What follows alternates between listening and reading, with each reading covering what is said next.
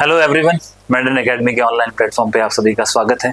Much awaited, much demanded जुलाई month के जो current affair हैं, हम समझ सकते हैं कि जो सब इंस्पेक्टर 2021 का जो एग्ज़ाम है वो भी बहुत ही नज़दीक है और साथ ही आरएस प्री है, उसकी तैयारी भी ज़ोरों शोरों से चल रही है। अगर आपको लगेगा तो हम जून के करंट अफेयर भी आपको प्रोवाइड करेंगे। इसको भी हमने सेगमेंट किया है। सेगमेंट कैसे किया है कि राजस्थान का आपको अलग से प्रोवाइड कर रहे हैं, नेशनल का अलग से कर रहे हैं, इंटरनेशनल का। कुछ चीज़ें हैं वो ओवरलैप हो सकती है। उसके पीछे रीज़न ये है कि कुछ जो न्यूज़ होती है, इवेंट होते हैं, वो बहुत इंपॉर्टेंट होते हैं। एक चीज़ आप भी जानते हैं कि थोड़े से एग्जाम के पैटर्न्स बदले हैं, तो कुछ चीज़ें आपको ध्यान भी रखनी है साथ में कि कोई भी अपन चीज़ कवर करें तो ज़्यादा रटने का प्रयास ना करें, समझे भी साथ में। करंट अफेयर में तो क्या आप देखोगे, अगर आपने पढ़ा है तो आप आसानी से उस चीज़ को टिक कर सकते हो, आइडेंटिफाई कर सकते हो। थोड़ी सी समझ भी डेवलप करनी है, ब्रॉड अंडरस्टैंडिंग समझना, उसके बाद उस चीज़ तक पहुँचना है। तो ये मेरी आपसे सिंसियर रिक्वेस्ट है, इससे आपको बेटर रिजल्ट मिलेंगे। ओके, तो आगे बढ़ते हैं, हम साथ में देखते हैं। सबसे पहले जो हमारा है मेन, जो हमारे प्राइम मिनिस्टर हैं, उनकी जो फॉरेन विजिट्स हैं, वहां से कोई ना कोई सवाल आता है। तो इस बात को समझना होगा कि कौन सी जो कंट्रीज हैं उनको रिसेंटली हमने विजिट किया है। तो रिसेंटली देखिए, मई महीना, जून और जुलाई, ये जो 3 महीने थे, इन 3 महीनों के अंदर हमारे प्राइम मिनिस्टर ने 3 अलग अलग दौरे किए हैं। तो मैं उन दौरों के बारे में, तीनों के बारे में बताऊंगा, लेकिन अभी चूंकि जुलाई के बारे में बात कर रहे हैं, तो जुलाई मंथ के अंदर प्राइम मिनिस्टर ने 3 कंट्री विजिट की। ये तीनों की तीनों पैसिफिक ओशन की तरफ है। यानी कि सबसे पहले मोदी जी गए इंडोनेशिया, इंडोनेशिया के बाद में गए ऑस्ट्रेलिया, और ऑस्ट्रेलिया के बाद में गए न्यूजीलैंड। तो ये 3 कंट्री की विजिट होगी। पहली कौन सी है आपकी? पहले इंडोनेशिया है, उसके बाद कौन सी? ऑस्ट्रेलिया, ऑस्ट्रेलिया के बाद में न्यूजीलैंड है। अब तीनों की अपनी अपनी सिग्निफिकेंस है। इंडोनेशिया हम जानते हैं कि सर ये आसियान कंट्रीज का एक भाग है। आसियान कंट्रीज के बारे में भी आपको पता है। एक थोड़ी सी आपको और एडिशनल इंफॉर्मेशन दे देता हूँ, ये आपको हेल्प करेगी। आसियान जो है, अभी फिलहाल न्यूज में था, एग्जाम में पूछा जा सकता है। हम जानते हैं association of south east Asian nation है। इसमें से हम बात कर रहे थे अभी इंडोनेशिया की, और इंडोनेशिया खुद अपने आप में बहुत ज्यादा इंपॉर्टेंट है। क्यों? नंबर 1 बात आप जानते हैं कि ब्रिक्स करके organisation, Brazil, Russia, India, China, South Africa, और जो साल 2026 का ब्रिक्स का जो 16वीं मीटिंग होनी है, कौन सी 16वीं मीटिंग? वो 16वीं मीटिंग इस बार कहाँ ऑर्गेनाइज हो रही है? इंडिया में। तो ब्रिक्स अपने आप में इंपॉर्टेंट है, और इस ब्रिक्स में जो सबसे लेटेस्ट कंट्री ऐड हुई, उस कंट्री का नाम भी इंडोनेशिया है। टोटल ब्रिक्स के अंदर टोटल कितने देश हैं? तो 10 देश हैं। और कौन से 10 देश हैं? तो ब्रिक्स के अंदर 10 देशों की बात करें, Brazil, Russia, India, China, Brazil, Russia, India, China, South Africa, ये 5 देश हो गए। इसके साथ ही साथ Brazil, Russia, India, China, South Africa के साथ 2 कंट्रीज जो हमको अफ्रीका से मिलती है। कौन से महाद्वीप से? अफ्रीका से। तो एक है आपका इजिप्ट, जिसको हम मिस्र भी कहते हैं, और दूसरा है आपका इथोपिया। तो ये 2 कंट्रीज आपको और मिल गई। साथ ही साथ इसके बाद में तो 5 तो आपके Brazil, Russia, India, China, South Africa हो गए। उसके बाद अफ्रीका महाद्वीप से 2 कंट्री होगी, एक इजिप्ट और इथोपिया। और उसके बाद मिडिल ईस्ट से, यानी कि मध्य एशिया से, एक आपको मिलेगा यूनाइटेड अरब अमीरात, और दूसरी कंट्री है ईरान। कौन सी कंट्री है? ईरान। इसी के साथ जब ब्रिक्स ने अपना एक्सपांशन किया था, इस एक्सपांशन के टाइम इस ब्रिक्स ने यहाँ पर यूएई और ईरान के अलावा जो आपके सऊदी अरेबिया है, उसको भी ऑप्शन दिया था कि आप भी ब्रिक्स की सदस्यता ज्वाइन कर ले। लेकिन जो हमारा कंट्री है, कौन सी कंट्री है, उसका नाम क्या बताया मैंने आपको? Saudi Arabia. सऊदी अरेबिया ने अभी तक ब्रिक्स कंट्रीज की मेंबरशिप को एक्सेप्ट भी नहीं किया है और इंटरेस्ट भी नहीं दिखा रहा। तो आज की तारीख में ये मेंबर नहीं है। कई बार कई नोट्स में, कई करंट की बुक्स में आपको ये दिखेगा कि सर ये जो सऊदी अरेबिया वो मेंबर है, लेकिन नहीं है। ब्रिक्स ने इसको मेंबरशिप एक्सटेंड की है, लेकिन उन्होंने अभी तक ज्वाइन नहीं की है। इसी के साथ जो लेटेस्ट कंट्री ऐड हुई थी, वो कौन सी थी? इंडिया, जिसके अंदर रिसेंटली इसी महीने, जुलाई के महीने में, हमारे जो प्राइम मिनिस्टर हैं उन्होंने विजिट करी। तो ये टोटल 5 और 2 7 और 2 9 और ये 1, टोटल 10 कंट्रीज हैं ब्रिक्स की। और इस ब्रिक्स की जो 16वीं मीटिंग है, वो इस साल कहाँ ऑर्गेनाइज हो रही है? वो आपके भारत में हो रही है। तो ये आप खुद समझ गए। इसके अलावा और ब्रिक्स के अंदर क्या इंपॉर्टेंट है?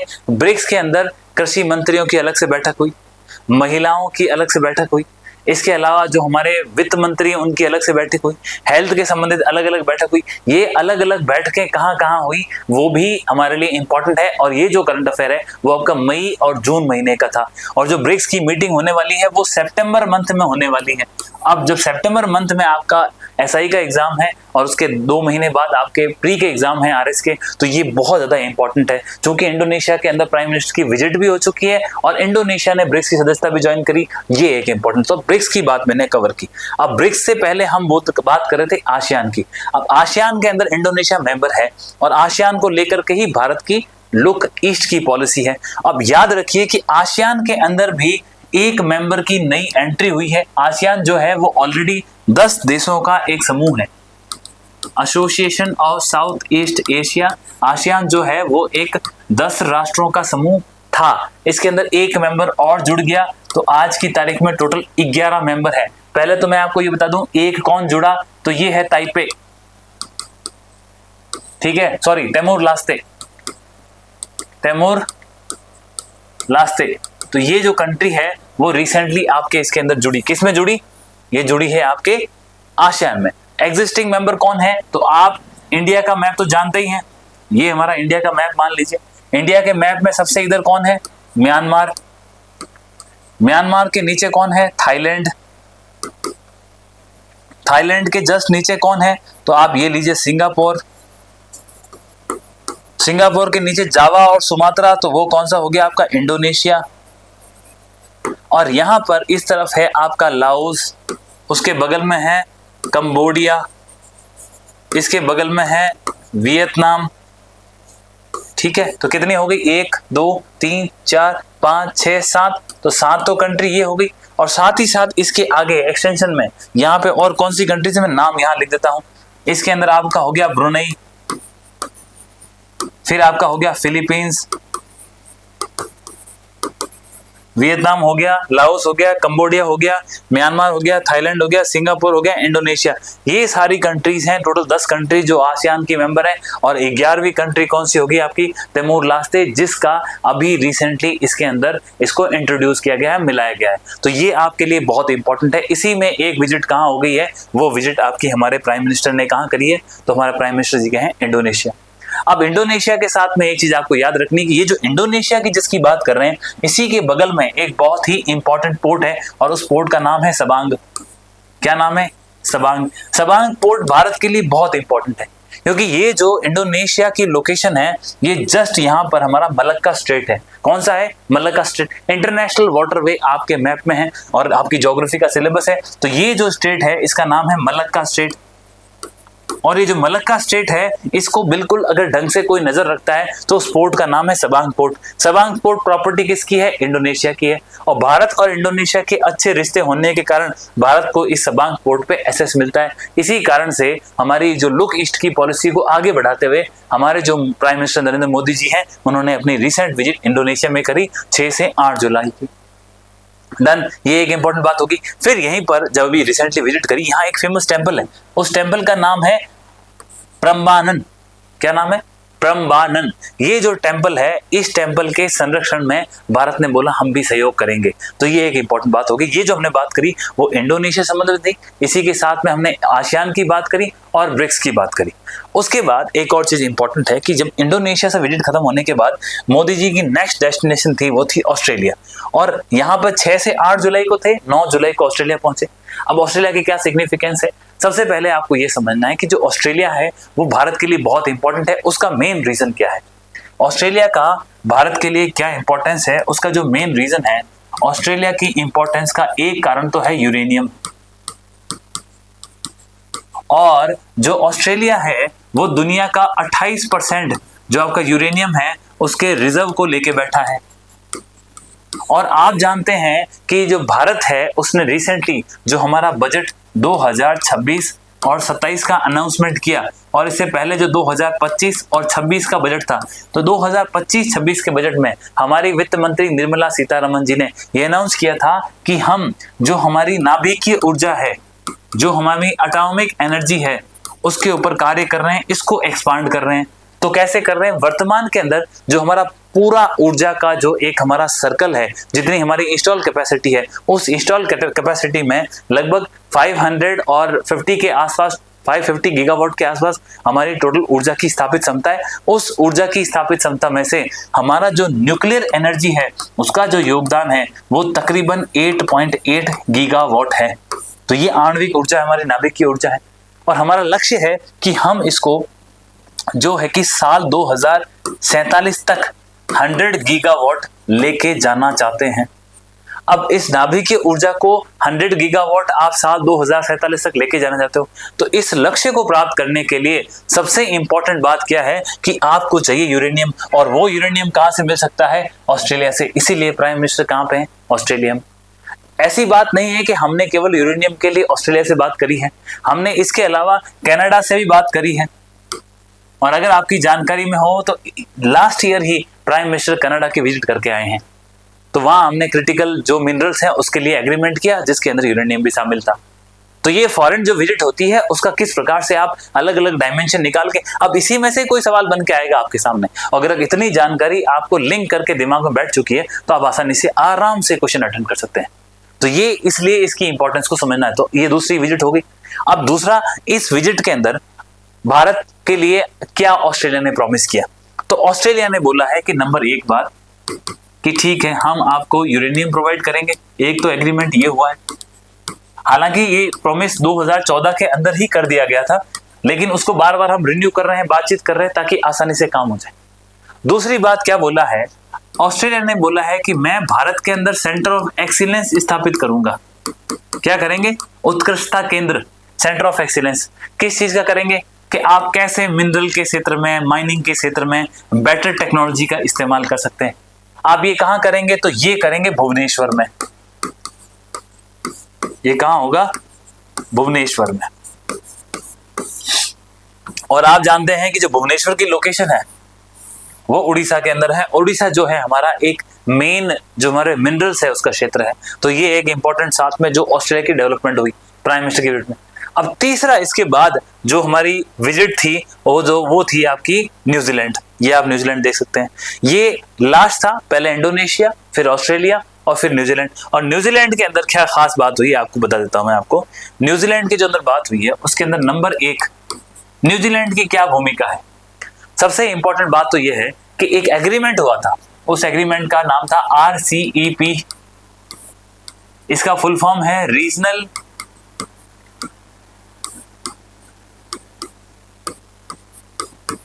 Comprehensive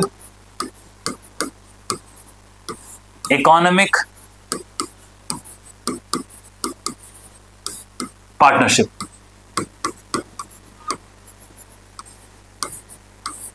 regional comprehensive economic partnership.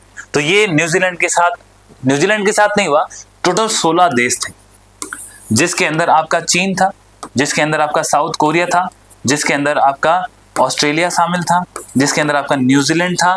और चीन, south Korea, Australia, New Zealand, Japan, 1 2 3 4 5 और एक कंट्री 16 में थी, वो थी भारत।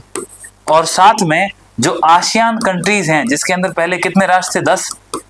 तो इन 16 राष्ट्रों ने मिला करके एक एग्रीमेंट साइन करने की बात करी थी, जिसका नाम था RCEP, regional comprehensive economic partnership. ये एक तरह का फ्री ट्रेड एग्रीमेंट ही है, लेकिन इस पूरे ब्लॉक ने तय किया कि हम 16 कंट्रीज आपस में मिल करके इसकी बात कर लेते हैं, और इसके माध्यम से क्या होगा? इसके माध्यम से हम आपस में व्यापार करेंगे, फ्री ट्रेड करेंगे, जिससे व्यापार हो सकता है। लेकिन इसमें से 16 कंट्री में से एक ही कंट्री है जिसने साइन नहीं किया, और वो कंट्री कौन थी? वो कंट्री है आपका भारत। तो भारत ने इस एग्रीमेंट में साइन करने से मना कर दिया। तो इसलिए क्या होता है, RCEP एग्रीमेंट को कई बार 16-1 भी कहते हैं और RCEP को 15 भी कहते हैं, क्योंकि भारत इससे बाहर निकल गया। और भारत का पक्ष कहा था, भारत क्यों बाहर निकला? भारत ने सीधी सी इतनी सी बात बोली थी कि देखो, नंबर 1 तो बात कि इस आपके RCEP के अंदर चीन है, जिसके ऊपर हम भरोसा नहीं कर सकते। और क्यों नहीं कर सकते चीन के ऊपर भरोसा? क्योंकि चीन क्या करता है, अपने यहाँ पे जो सस्ता माल बनाता है उसको किसी और कंट्री में भेजेगा और वहां से भारत में डंप करेगा। तो ये एक भारत को नुकसान हो गया। दूसरा, एक और बात, इससे हमारी डोमेस्टिक इंडस्ट्री खराब हो जाएगी। और दूसरी एक प्रॉब्लम मेन थी न्यूजीलैंड, क्योंकि न्यूजीलैंड जो है, आप जानते हैं कि अगर हमने ज्योग्राफी पढ़ी है, न्यूजीलैंड के अंदर कैंटरबरी के मैदान है। तो क्या हो गया सर, मैदान है? तो अगर आप समझिए वहां मैदान है, इसका मतलब वहां पे आपकी जो प्रोडक्शन अच्छा होता है, वहां पे अनाज अच्छा होगा, वहां पे ग्रासलैंड्स अच्छे हैं। इसका मतलब वहां पे जो आपकी पशुधन है वो अच्छा है। इस पशुधन के अच्छा होने के कारण उनकी जो डेयरी इंडस्ट्री है उनकी जो डेयरी इंडस्ट्री है उसका प्रोडक्शन बहुत अच्छा है। और अगर हम इस एग्रीमेंट को साइन कर लेते तो जो न्यूजीलैंड का जो सस्ता घी, सस्ता दूध, सस्ता दही, ये चीजें हैं वो भारत के मार्केट में आती। और आप जानते हैं कि भारत विश्व के अंदर हाईएस्ट पशुधन वाली कंट्री है और हमारे यहाँ पे पशुओं के आधार पर ही ग्रामीण अर्थव्यवस्था चल रही है। तो इस कारण से बहुत समस्याएं हो जाती, इसलिए हमने regional comprehensive economic partnership agreement sign नहीं किया। परंतु फिर भी न्यूजीलैंड के साथ हमने फ्री ट्रेड एग्रीमेंट किया अलग से, और वो जो अभी रिसेंटली हुआ था। और इस फ्री ट्रेड एग्रीमेंट के अंदर भारत ने आश्वासन लिया किससे, न्यूजीलैंड से, कि आपके यहाँ से डेयरी के प्रोडक्ट है वो भारत में नहीं आएंगे। और ये बात होगी और हमने साइन कर दिया। तो ये कुल मिला के जो 3 कंट्रीज की मोदी जी की विजिट थी उसका ये आपको ओवरऑल मैंने क्रक्स बता दिया कि कहाँ हम रवाना हुए थे। हम रवाना हुए इंडिया से, कहाँ गए, इंडोनेशिया, इंडोनेशिया के बाद गया ऑस्ट्रेलिया, ऑस्ट्रेलिया से गए न्यूजीलैंड, और इन तीनों की क्या सिग्निफिकेंस है। तो ये ओवरऑल अब इसी के साथ में ये जो हमारे प्राइम मिनिस्टर की डिप्लोमेटिक विजिट थी, इससे एक थोड़ी सी और इंपॉर्टेंट आपको मैं और सूचना दे दूं कि मई महीने में, उसके बाद जून महीने में और ये जुलाई, जो हमारे प्राइम मिनिस्टर की फॉरेन विजिट्स हुई है, तो मई महीने में प्राइम मिनिस्टर सबसे पहले गए थे, वो गए थे आपके यूनाइटेड अरब एमिरेट, यूएई में गए। यूएई में जाने के बाद सेकंड कंट्री जहां उन्होंने विजिट की थी वो थी आपकी नीदरलैंड, जिसको हम डच भी कहते हैं, उसको हम हॉलैंड भी कहते हैं। और उसके बाद यूएई गए, यूएई के बाद नीदरलैंड गए, नीदरलैंड से मोदी जी ने विजिट की स्वीडन की, और स्वीडन से फिर मोदी जी गए थे अपने नॉर्वे, और नॉर्वे के बाद जो लास्ट डेस्टिनेशन थी वो थी उनकी इटली। और ये 5 की 5 जो विजिट है, 1, 2, 3, 4 और ये 5, जो पांचों स्टेट लेवल की विजिट थी प्राइम मिनिस्टर नरेंद्र मोदी की, ये पांचों की पांचों विजिट मई महीने की है। और इस मई महीने में इन कंट्रीज में विजिट की तो आपने हासिल क्या किया। उसके बाद चलो आपको जून का बताता हूँ। जून के अंदर हमारे मोदी जी ने एक इंपॉर्टेंट विजिट की थी, हालांकि वो जून और मई के बीच में था, जून में था। उसके अंदर आपका विजिट था सेशेल्स। सेशेल्स कहाँ है? सेशेल्स है सर हमारे हिंद महासागर में।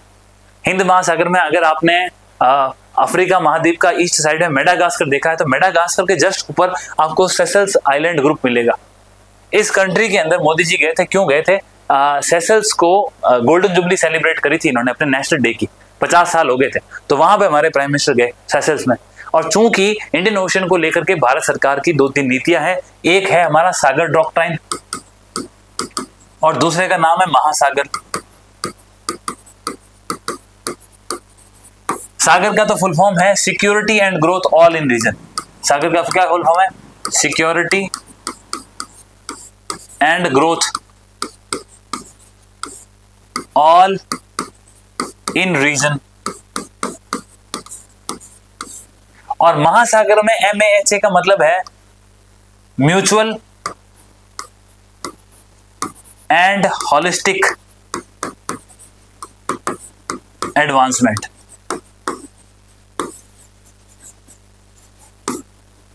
Mutual and holistic advancement. फिर सागर का मतलब वेव है same, security and growth all region. ये दो हमारी नीतियां हैं किसको? दक्षिणी जो हमारा इंडियन ओशन है उसको लेकर के। तो सेशेल्स उसका मेन पिलर है। इस कारण से मोदी जी ने स्टेट विजिट करी, उन्होंने अपनी गोल्डन जुबली सेलिब्रेट की थी, इनवाइट किया था, 2 दिन की विजिट थी और मोदी जी वहां पे जाके वापस दोबारा इंडिया आ गए थे। और इसी दौरान इसी महीने में जो एक और इंपॉर्टेंट विजिट हुई थी वो विजिट थी आपकी, इसी दौरान जून में जो इंपॉर्टेंट विजिट थी वो थी यूरोप की, जिसके अंदर मोदी जी गए थे फ्रांस और फ्रांस के बाद गए थे स्लोवाकिया। क्लियर है? और इसके बाद जो नेक्स्ट विजिट थी वो भी हमने आपको बात कर दी जुलाई के अंदर, जिसके अंदर अभी पैसिफिक ओशन की तरफ गए। तो पहला इंडोनेशिया, फिर आपके उसके बाद ऑस्ट्रेलिया, फिर न्यूजीलैंड, जिसको डिटेल में बात करें। अब ये कंप्लीट आपका इसमें से इस विजिट्स के अलावा कहीं बाहर से कोई सवाल नहीं आएगा। अब इसमें क्या जो बड़ी और इंपॉर्टेंट बात है वही आपसे पूछी जाएगी।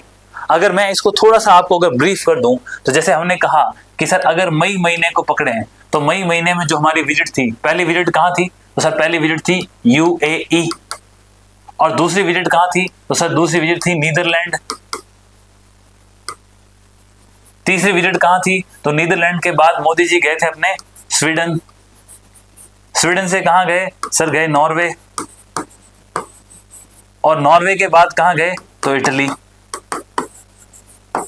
रैंडमली नहीं चूज होता है, कोई ना कोई लॉजिक होता है। अब इस लॉजिक में देखें तो यूएई जाके क्या हासिल किया आपने? सबसे पहले यूएई गए तो हमने मोदी जी आश्वासन लेके आए कि 5 बिलियन यूएस डॉलर का निवेश यूएई कहां करेगा? इंडिया में करेगा। नंबर एक बात। दूसरा, हमारे यहां पर एक शिप रिपेयर फैसिलिटी,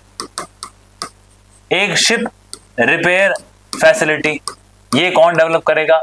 ये डेवलप करेगा आपका यूएई। ठीक है, वर्धमान में करेगा, ये हो गया। इसके अलावा आपने 5 बिलियन डॉलर उसकी बात करा दी, शिप रिपेयर फैसिलिटी की बात कर दी। इसके अलावा हमारे पास स्ट्रेटेजिक ऑयल रिजर्व है। क्या होता है स्ट्रेटेजिक ऑयल रिजर्व? आप जानते हैं कि भारत अपनी जरूरत का लगभग 85 से 87% जो कच्चा तेल है वो बाहर से आयात करता है। जब आप कच्चा तेल बाहर से आयात करते हो तो आप जानते हैं कई बार लड़ाई की स्थिति में सप्लाई चेन डिस्टर्ब होता है। इन सब चीजों को मैनेज करने के लिए भारत ने जो आपका ये जो स्ट्रेटेजिक ऑयल रिजर्व बना रखे हैं, ताकि हम क्या करते हैं, क्रूड ऑयल को रिजर्व रखते हैं। 7 महीने की जरूरत, 8 महीने की जरूरत। वर्तमान में हमारे पास सिर्फ 1 महीने की जरूरत का तेल ही है, वो रिजर्व है। और उसको एक्सटेंड करने के लिए भारत ने लक्ष्य रखा है कि हम 30 मिलियन बैरल,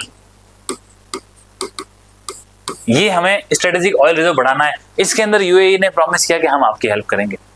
तो ये तो एक मोटी मोटी बात होगी यूएई में। फिर आप गए नीदरलैंड। नीदरलैंड में क्या किया? नीदरलैंड के अंदर हमारी 11वीं शताब्दी की चोल साम्राज्य की कुछ कॉपर की प्लेट्स थी। वो जो कॉपर की प्लेट्स हैं इन्होंने हमें वापस करी है। ये तो एक बहुत छोटी बात बताई मैंने आपको। इसके अलावा इसी नीदरलैंड में, आपकी जानकारी के लिए बता दूं, इसी नीदरलैंड में एक कंपनी है जिसका नाम है ASML। क्या नाम है? ASML। इस कंपनी ने, भारत की एक कंपनी है जिसका नाम है टाटा इलेक्ट्रॉनिक्स। इन दोनों के बीच में एग्रीमेंट हुआ है। किस चीज का एग्रीमेंट हुआ? कि दुनिया के अंदर आप जानते हैं कि हमारे यहाँ पे सेमीकंडक्टर को लेकर के सेमीकंडक्टर मिशन 1.0 और इस बार के बजट के अंदर सेमीकंडक्टर मिशन 2.0 ये चल रहा है। क्या लक्ष्य है सेमीकंडक्टर मिशन का? तो हम सेमीकंडक्टर मिशन के माध्यम से हमारे यहाँ पे सेमीकंडक्टर की मैन्युफैक्चरिंग, सेमीकंडक्टर की असेंबली, सेमीकंडक्टर की टेस्टिंग और सेमीकंडक्टर का फैब्रिकेशन, ये सारा का सारा काम करने के ऊपर ध्यान दे रहे हैं। जब ये सब हम काम कर रहे हैं तो उसके लिए आपको इक्विपमेंट चाहिए, मशीन चाहिए। और इसके लिए जो सेमीकंडक्टर बनाने के लिए जो मशीन होती है वो लिथोग्राफी टेक्निक की होती है। और दुनिया के अंदर एकमात्र कंपनी है जो सेमीकंडक्टर बनाने के लिथोग्राफिक टेक्निक की जो कंपनी है वो है ASML, advance semiconductor manufacturing limited. तो ये जो ASML कंपनी है नीदरलैंड की है। मोदी जी वहां गए, उन्होंने एग्रीमेंट करवाया, बातचीत करी। हमारी टाटा कंपनी है इलेक्ट्रॉनिक्स की, उसके साथ एग्रीमेंट करके इन्होंने बोला कि हमारे यहाँ पे धोलेरा के अंदर, किसमें? धोलेरा में एक प्लांट लग रहा है। किसका? सेमीकंडक्टर के फैब्रिकेशन का। उस प्लांट के लिए इन दोनों का एग्रीमेंट किया, ये हमें लिथोग्राफिक मशीन प्रोवाइड करवाएगा। तो बहुत ही सिग्निफिकेंट था। और ये जो मैंने आपको बात बताई और ये कंपनी और धोलेरा का प्लांट, क्योंकि धोलेरा का प्लांट गुजरात में है धोलेरा, और ये पहला प्लांट है जो इस प्रकार की सेमीकंडक्टर की फैब्रिकेशन की मशीन को लगाएगा। आई होप आपको ये बात समझ में आ गई होगी। तो ये इसलिए इंपॉर्टेंट था। और इस धोलेरा के अंदर केवल टाटा और ASML काम नहीं कर रही, बल्कि ताइवान की बहुत बड़ी कंपनी है जिसका नाम है PSMC। तो वो जो है वो कंपनी भी इसके साथ काम कर रही है। तो ये मेन बातें आपकी नीदरलैंड से निकल गई। अब बात करते हैं स्वीडन की। स्वीडन से क्या हुआ? तो हम स्वीडन इसलिए गए कि हम स्वीडन से अपनी स्ट्रेटेजिक रिलेशनशिप को स्ट्रॉन्ग कर सकें, स्ट्रेटेजिक पार्टनरशिप कर सकें। एक मेन बात ये। दूसरा, ये जो स्वीडन हम गए, यहीं पर मैं आपको नेक्स्ट पेज में लिख देता हूं स्वीडन के बारे में। हम गए स्वीडन, और स्वीडन से हमने क्या किया? हमारी स्ट्रेटेजिक पार्टनरशिप करी। अब इस स्ट्रेटेजिक पार्टनरशिप के अलावा और क्या किया? क्योंकि आप जानते हैं कि स्वीडन काफी एडवांस है टेक्नोलॉजीज के मामले में और भारत को टेक्निक की आवश्यकता है, तो ये हम वहां से ला सकते हैं। तो प्राइम मिनिस्टर ने इसलिए पर्सनली विजिट करी। और दूसरा, इस स्वीडन में गए और स्वीडन ने हमें, जो हमारे प्राइम मिनिस्टर को हाईएस्ट सिविलियन अवार्ड है, उनका हाईएस्ट सिविलियन अवार्ड है वो दिया, और वो है उनका पोल स्टार। आप पोल स्टार याद कर लो, आपके पूरे सेंटेंस के अंदर कहीं ना कहीं मिलेगा। तो पोल स्टार किसने दिया आपने को? स्वीडन ने। ये मई महीने की बात है, मैं आपको इसलिए बता रहा हूं कि देखो, आप चाहे पार्ट में कोई चीज पढ़ लो, आपके किसी टेस्ट सीरीज आप कहीं ज्वाइन कर रखे हैं वो दे रहे होंगे, या आप पर्सनली कहीं किसी से भी कोई पेपर सॉल्व कर रहे होंगे, तो वहां आपको पार्ट पार्ट में कोई इंफॉर्मेशन पूछ सकता है।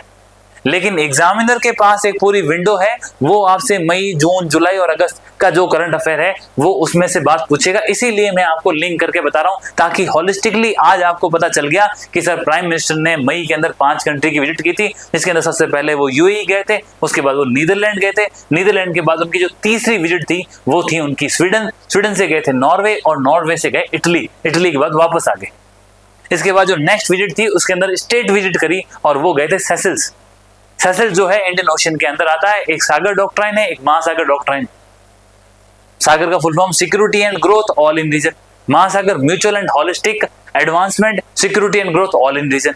और ना सिर्फ ये, इस सागर और महासागर के अलावा एक हद्र करके और इनिशिएटिव है, ह्यूमैनिटेरियन असिस्टेंट। भाई कहीं भी कोई समस्या होती है तो हम अपने नेवी को भेजते हैं, एयरफोर्स को भेजते हैं, ऑपरेशन चलाते हैं, जैसे ऑपरेशन गंगा चलाया। तो ये सब क्या है, ये हमारे ऑपरेशंस हैं इस हद्र मिशन के लिए, ताकि कोई जहां डिजास्टर के अंदर है उसकी हम मदद कर सके। तो सागर, महासागर, हद्र, ये इंडियन ओशन के लिए भारत के अपने अच्छे खासे मिशन है। इसी कारण स्टेट की विजिट करी और उनका क्या था, मैंने बताया उनका नेशनल डे की गोल्डन जुबली थी, 2 दिन की विजिट हो गई। और उसके बाद फिर मोदी जी कहाँ गए, तो फिर गए सर वो फ्रांस गए। फ्रांस क्यों गए, कि सर वहां पे फ्रांस के अंदर आपका G7 का समिट होना था, तो G7 की समिट के लिए, और उसी G7 की समिट के बहाने वहां पर भारत इनोवेशन का एक समिट हुआ था, उसके अंदर भी मोदी जी ने पार्टिसिपेट किया। आपसे एग्जाम पूछ लेगा भारत इनोवेशन समिट कहाँ हुई, तो फ्रांस के अंदर हुई। और उसके बाद मोदी जी गए स्लोवाकिया, स्लोवाकिया, रोमानिया, बुल्गारिया, अगर ये नाम सुने हैं तो इसके बगल में है, ये बाल्कन नेशन कहते हैं। ये जो आपका ग्रीस का नाम सुना है, ग्रीस के बगल के अंदर ये सारी कंट्रीज लोकेटेड है। तो वहां इन बाल्कन कंट्रीज के अंदर स्लोवाकिया है, जहां पे वो गए, और स्लोवाकिया ने डबल क्रॉस का हमें हाईएस्ट सिविलियन अवार्ड दिया। तो ये मैं आपको इसलिए बातें बता रहा हूँ कि आपको एक पूरा क्लियर हो गया। और उसके बाद इस जुलाई महीने के अंदर जो अभी रिसेंटली निकला है उसके अंदर मोदी जी कहाँ गए, तो सर उसके अंदर अपना क्लियर है कि इंडोनेशिया गए, इंडोनेशिया से फिर ऑस्ट्रेलिया, ऑस्ट्रेलिया से उसके बाद आपके न्यूजीलैंड। तो ये बातें आपको एक क्रोनोलॉजिकल ऑर्डर से पता होगी, तो आप किसी प्रकार के प्रश्न को करने की स्थिति में होंगे। और बाकी किस किस कंट्री ने क्या दिया हमने बात कर ली। अब इस स्वीडन के बाद कहाँ गए, हम गए नॉर्वे, और नॉर्वे ने मोदी जी को क्या दिया, तो नॉर्वे के अंदर जब मोदी जी गए तो यहाँ इनको मिला आपके एक तो हाईएस्ट सिविलियन अवार्ड वहां का भी। और नॉर्वे का हाईएस्ट सिविलियन अवार्ड याद करने की जरूरत ही नहीं है, क्यों नहीं है, क्योंकि उसके अंदर नाम ही लिखा आता है, ऑर्डर ऑफ द नॉर्वेजियन, उस कंट्री का नाम है। तो ऐसा एग्जामिनर आपसे पूछेगा भी नहीं, तो ये बात खत्म होगी। इसीलिए मैंने आपको इसका बताया हो कि इसका पोल स्टार है, तो पूछ सकता है, क्योंकि उस कंट्री का नाम साथ में नहीं आता स्वीडन का, लेकिन नॉर्वे के अंदर तो लिखा हुआ है कि ऑर्डर ऑफ नॉर्वेजियन, तो आपको नाम से पता चल जाएगा हाँ सर ये नॉर्वे का है, तो वो ऐसा एग्जाम में सवाल नहीं देगा। दूसरा, और हमने सर जैसे स्वीडन के साथ स्ट्रेटेजिक पार्टनरशिप साइन करने की बात करी, नॉर्वे के साथ हमने ग्रीन स्ट्रेटेजिक पार्टनरशिप की बात करी। यहां से मोदी जी रवाना हो गए इटली, जहां की जॉर्जिया मेलोनी जो है वहां की प्राइम मिनिस्टर है। और जॉर्जिया मेलोनी प्राइम मिनिस्टर होने के साथ ही साथ आपको यह भी याद रखना है कि मेलोडी जो चॉकलेट थी वो ऑफर की थी हमारे प्राइम मिनिस्टर ने, तो हमारा जो प्रोडक्ट है उसकी मार्केटिंग भी वो करके आए। तो ये एक इंपॉर्टेंट जो सेगमेंट था मई विजिट मैंने आपको बताई। और याद रखिए नॉर्वे वही है जिसके जो इस बार के वर्ल्ड कप के अंदर जो फेमस प्लेयर थे, उनका आपने नाम तो सुना ही होगा, तो आपने देखे होंगे उनके शानदार शॉट्स वगैरह, तो काफी फेमस था इस बार नॉर्वे की टीम, बहुत अच्छा उन्होंने काम किया। तो ये जो चीजें हैं वो आपको एक साथ याद रखनी है, ठीक है, हॉलैंड जो थे, ठीक। इसके बाद ये हमारी विजिट्स होगी हमारी नॉर्वे, इटली, और साथ के अंदर मैंने आपको सेशल्स के बारे में बता दिया। तो ये मई महीने की विजिट थी, और इसी के साथ मैंने आपको जून के अंदर सेशल्स बता दिया, मैंने आपको जून के अंदर फ्रांस और स्लोवाकिया बता दिया। अगर आप कहें तो मैं आपके लिए लिख देता हूं कि जो जून के अंदर जो फ्रांस में विजिट हुई वो बहुत इंपॉर्टेंट है, और साथ के अंदर हुई आपकी स्लोवाकिया। तो सर फ्रांस क्यों इंपॉर्टेंट है, नंबर एक बात, इंडिया और फ्रांस तो बहुत गहरे दोस्त हैं। फ्रांस उससे ज्यादा इंपॉर्टेंट है कि फ्रांस के अंदर G7 कंट्रीज की मीटिंग थी। कौन सी? G7। और ये जो मीटिंग थी वो 52nd 52वीं मीटिंग थी, और इस 52वीं मीटिंग के अंदर मोदी जी गए थे। मोदी जी, भारत G7 का पार्ट नहीं है, भारत क्या नहीं है, G7 का पार्ट नहीं है, लेकिन भारत कंटिन्यूसली भारत को एज ए अतिथि के तौर पे हर बार G7 की मीटिंग के अंदर बुलाया जाता है, बाहर जाता है। तो सर G7 में है कौन कौन, ये सवाल पूछ सकते हैं, बिल्कुल पूछ सकते हैं। तो अपने को सिंपल तरीका है, G7 में कौन है, तो आपको नॉर्थ अमेरिका का तो पता ही होगा कि भाई नॉर्थ अमेरिका है, और नीचे आपका ये साउथ अमेरिका है। तो नॉर्थ अमेरिका से 2 कंट्री है G7 के अंदर, एक तो नॉर्थ में है कनाडा और दूसरी यूएसए। तो एक तो होगी आपकी कनाडा और दूसरा यूएसए, ये 2 कंट्री होगी आपकी नॉर्थ अमेरिका से। फिर इसके अलावा 5 कंट्री बच गई। तो जो 5 कंट्री है वो है आपकी मेनली, पहले तो यूरोप से ले लो। यूरोप से कौन है, जैसे ही आप नॉर्थ अमेरिका के इधर आओगे, कौन मिलेगा आपको? ब्रिटेन। उसके बाद ब्रिटेन और नीचे आएगा फ्रांस, और इन दोनों के बीच में ही है इंग्लिश चैनल, जिसको लोग क्रॉस करते हैं तैर के। तो यहां आपके ब्रिटेन, फ्रांस, और फ्रांस के नीचे आपको क्या मिलेगा? जर्मनी मिल जाएगा। रूर वैली जो दोनों की बाउंड्री बनाती है, ब्लॉक माउंटेन भी है वहां पे। उसके बाद ब्रिटेन हो गया, फ्रांस हो गया, जर्मनी हो गया। जर्मनी के नीचे आपको मिल जाएगा इटली।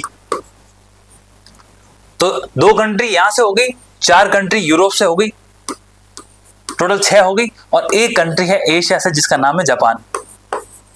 तो ये 7 कंट्री है, ये G7 कंट्रीज है, दुनिया का बड़ा एक मेजर जो आपका इकोनॉमिक पावर हाउस है। और इसी के अंदर अगर आप एक कंट्री को और जोड़ दें, G7 के अंदर अगर आप रशिया को जोड़ देंगे तो ये क्या बन जाएगा? G8। ठीक है, क्योंकि रशिया ने यूक्रेन के ऊपर अटैक किया था और उससे पहले क्रीमिया के ऊपर अटैक किया था, तो इसलिए क्या किया इन्होंने? इसको बाहर निकाल दिया। ठीक है, तो ये बात थी, तो इसलिए आपको मैंने बता दिया कि G7, उसके अंदर रशिया को जोड़ दोगे तो G8 बन जाएगा, और इसी G8 के अंदर कुछ और कंट्रीज जोड़ दोगे तो G20। तो G20 में कौन कौन सी है?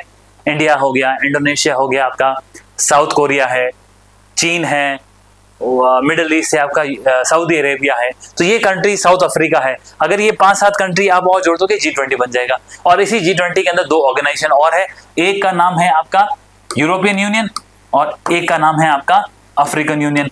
ये जो अफ्रीकन यूनियन है, इसको भारत ने ही G20 की अध्यक्षता करी थी। कौन सी मीटिंग थी? 23वीं, और साल भी था 2023वां, तब इसको ऐड किया था।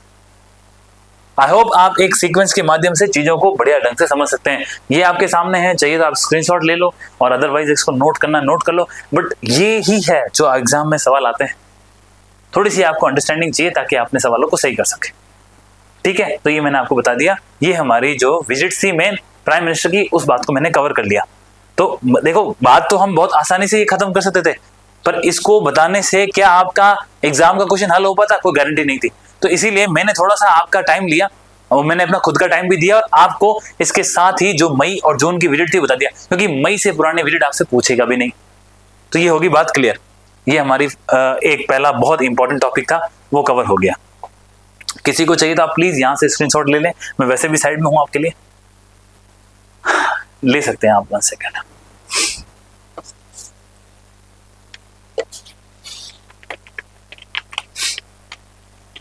नेक्स्ट दिखा देता हूं आपको। ठीक है, ये यूरेनियम वाली जो बात कर ली हमने, ये आरसेप के बारे में बात कर ली।